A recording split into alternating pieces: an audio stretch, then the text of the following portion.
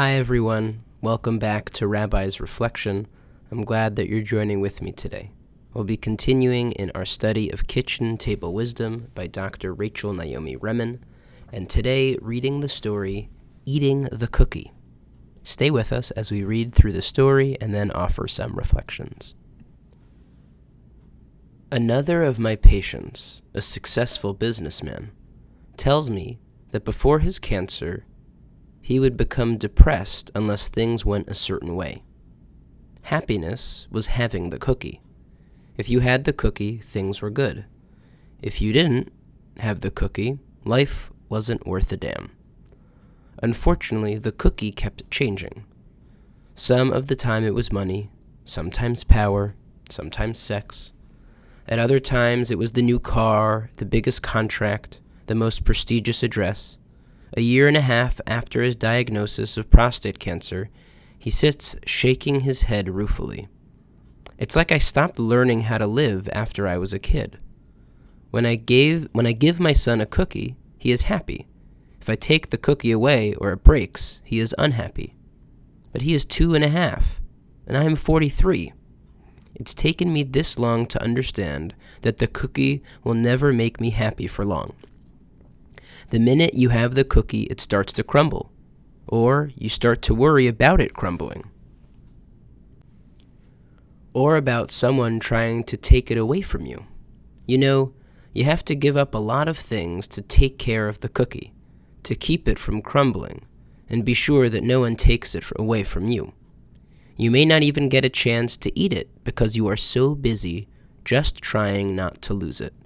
Having the cookie is not what life is about. My patient laughs and says cancer has changed him. For the first time, he is happy. No matter if his business is doing well or not, no matter if he wins or loses at golf.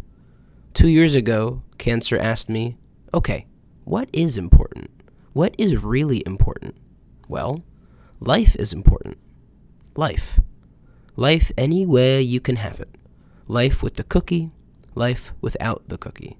Happiness does not have anything to do with the cookie. It has to do with being alive. Before, who made the time? He pauses thoughtfully. Damn, I guess life is the cookie.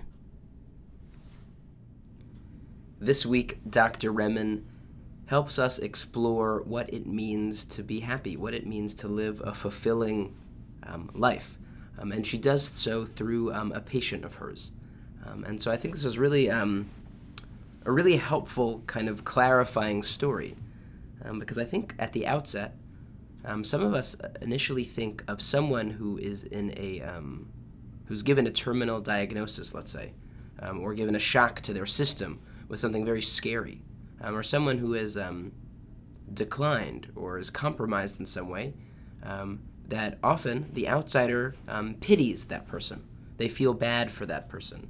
How could it be that that person is alive? Do they even feel any happiness in their life anymore, knowing that that their life is going to be limited in some way?